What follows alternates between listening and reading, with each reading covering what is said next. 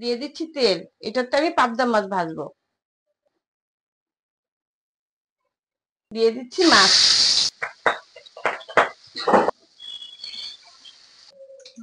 হয়ে গেল আমার মাছ ভাজা। মাছটাকে এখন উঠিয়ে নিব। এটাতেই মাছ বসাবো। মাছের তেলটা দিয়ে দিছি, আর একটু তেল লাগবে। দিয়ে দিচ্ছি পেঁয়াজ।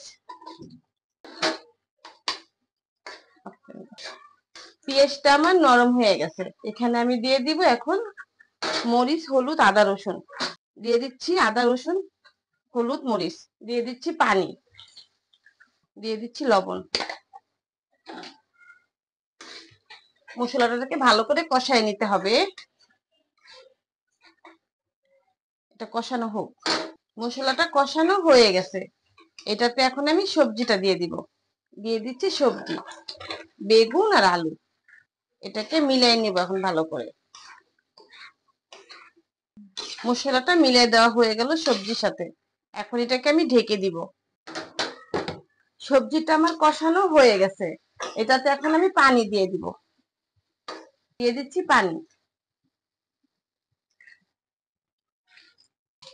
সবজিটা যেহেতু আমার নরম তরকারি, এটা গরম পানি দিয়েছি। মাছটাও দিয়ে মাছ দিয়ে দিচ্ছি এটাতে।